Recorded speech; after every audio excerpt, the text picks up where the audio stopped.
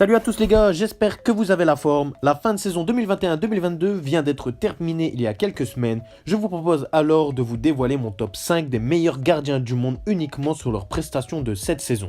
Bien évidemment, il y avait plus que 5 gardiens qui méritent d'être à ce top 5. J'ai donc dû faire des choix en essayant d'être le plus objectif possible. Il est donc tout à fait normal si certains ne sont pas d'accord avec moi. L'espace commentaire pour vous faire entendre est justement fait pour ça. Commençons tout de suite ce top 5. Edouard Mendy.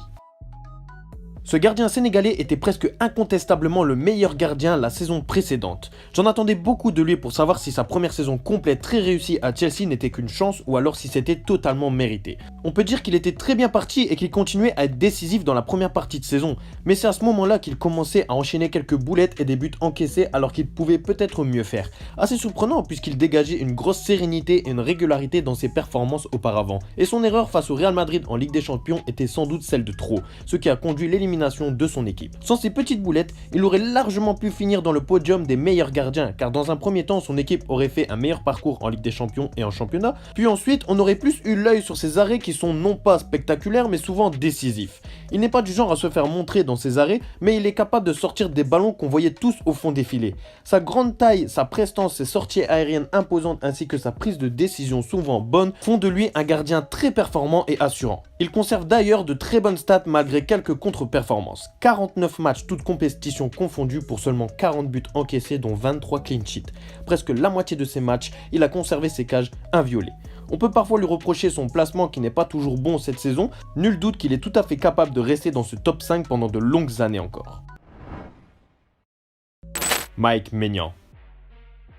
Pour sa première saison en Serie A sous le maillot des Rossoneri, il avait une certaine pression, celui de remplacer l'imposant Donnarumma et aussi de confirmer sa saison exceptionnelle faite à Lille la saison précédente.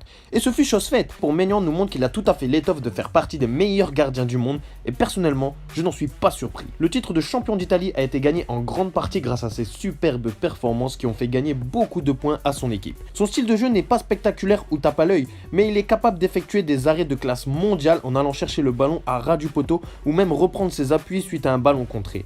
Son analyse du jeu, sa maîtrise de la trajectoire ainsi que ses appuis sont toujours excellents.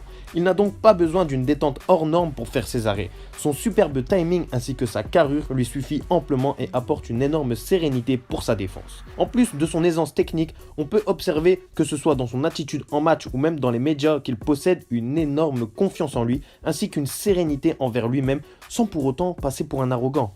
Ce qui lui fait défaut cette saison, c'est son absence en début de saison due à une blessure au poignet qui l'a éloigné plusieurs semaines des terrains. Il a donc manqué plusieurs matchs de Ligue des Champions et son équipe a malheureusement fini dernier de sa poule.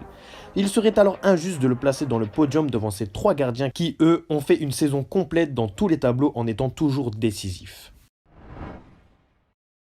Ederson. Beaucoup d'entre vous le critiquent sur son manque d'implication sur sa ligne, mais on ne peut pas lui nier qu'il a fait une superbe saison avec Manchester City. Champion d'Angleterre et demi-finaliste malchanceux de Ligue des Champions, son équipe est aussi la meilleure défense du championnat à égalité avec Liverpool. Ederson est un gardien avec son propre style de jeu. Bon en tant que gardien avec un bon placement et des bons arrêts, il est cependant le gardien le plus habile balle au pied que le football n'ait jamais connu. Tellement habile que personne d'autre que lui ne peut être aussi performant à Manchester City sous les ordres de Pep Guardiola que lui. Il est le meilleur gardien possible pour un coach comme Pep. Mais ce style de jeu peut parfois lui faire défaut. Même s'il est capable d'effectuer de très bonnes sorties, il prend parfois des buts qu'un autre gardien aurait pu l'avoir. Si Ederson est le gardien ayant pris le moins de buts en Angleterre, c'est parce qu'il peut compter sur une défense très solide qui empêche l'adversaire d'avoir le ballon en le monopolisant. En effet, Ederson comptabilise 40 arrêts de moins qu'Alisson pour exactement le même nombre de buts encaissés. Il reste toutefois un gardien décisif, mais plutôt à sa manière, différente de celle des autres qui est tout aussi efficace. Ne le négligeons surtout pas. Au lieu de critiquer ses défauts, profitons plutôt de ses qualités incroyables de joueur de football, car on pourrait ne plus en revoir avant bien longtemps. Alisson. Ce gardien brésilien nous démontre d'année en année qu'il fait partie des meilleurs chaque année. Depuis sa venue à Liverpool, il est toujours décisif et a amené le club avec d'autres cadors au prestige et au sommet que Liverpool avait perdu depuis plusieurs années. Et Alisson réussit à être décisif tous les ans. Cette saison, il aurait effectué de très belles prestations en championnat et Ligue des Champions qui leur a valu le trophée de Golden Glove qui récompense le meilleur gardien de la saison. Ce trophée est entièrement mérité. En effet, il aura encaissé seulement 24 buts en 36 matchs, dont 20 matchs se sont finis par un clean sheet. Plus de la moitié de ces matchs sans se prendre de but. C'est énorme. Il est un gardien serein, confiant et costaud. Il gère ses sorties ainsi que sa communication. Il a également l'étoffe d'un capitaine puisqu'il a déjà eu le brassard quelques matchs, ce qui montre son leadership au sein de l'un des meilleurs clubs d'Angleterre, voire même du monde. Son placement, ses appuis ainsi que sa prise de décision sont souvent très justes puisqu'Alisson est un gardien intelligent capable d'analyser et maîtriser les situations pour en faire les bons choix par la suite. Dommage pour lui qu'il rate le championnat pour 1 point et la Ligue des Champions pour 1 but seulement car il méritait au moins un des 2 trophées. Mais malheureusement, le football n'est pas toujours aussi beau que l'on espère. Thibaut Courtois. Ce gardien a été monstrueux tout au long de la saison. En effet, il fait partie des grands artisans de son équipe à la victoire du championnat et de la Ligue des Champions. Un doublé incroyable quand on voit le contexte. Sans un gardien comme Thibaut Courtois, nul doute que le Real Madrid n'en serait pas là. Et je ne parle pas de sa finale de Ligue des Champions. À plusieurs reprises, il a sauvé les siens. Il a d'ailleurs l'un des meilleurs ratios tir-arrêt. Son style de jeu est assez propre à lui et bien ficelé par rapport à sa carrure. Bien évidemment, il joue de son mètre 99 pour souvent réduire au maximum les angles afin de ne laisser aucune place à l'attaquant de mettre le ballon au fond des filets.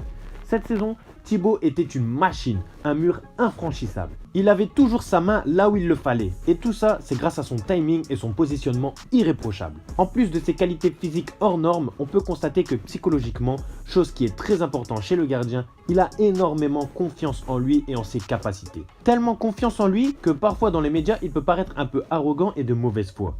Ceci est un avis subjectif. Il a même avoué qu'il tenait tant à gagner la Ligue des Champions cette saison pour qu'on mette du respect à son nom car beaucoup ne le considèrent pas à sa juste valeur. Et on peut dire que c'est chose faite. Cette saison, il n'y a aucun débat pour ce numéro 1 de ce top et Courtois a démontré qu'il fait bien évidemment partie des meilleurs gardiens du monde. Voilà les gars, ce sera tout pour mon top 5. J'en vois déjà certains venir en commentaire et me dire « Hey, t'es trop nul ton classement, t'as pas mis Donnarumma ». Un gardien qui n'est pas titulaire indiscutable dans son club ne peut pas prétendre à être le meilleur au monde. Ça c'est logique. De plus, il n'a pas répondu présent pendant les grands matchs même s'il a été bon en championnat. Ensuite, pour des gardiens comme Neuer et Oblak, j'ai hésité. Ils méritent leur place à la 5e place, mais j'ai dû faire un choix avec Mendy et j'estimais que l'Allemand et le Slovène pouvaient mieux faire par rapport aux années précédentes qu'ils ont déjà fait. J'aimerais également mettre une petite mention spéciale au gardien de Séville, élu meilleur gardien de la Liga qui me surprend de plus en plus et qu'il faudrait garder un peu plus l'œil sur ce Yacine Bounou. Et pour finir, si vous avez kiffé cette vidéo, mettez un petit like qui me donne de la force, ça fait super plaisir. Et sur ce, merci d'avoir regardé la vidéo jusqu'à la fin. Bye.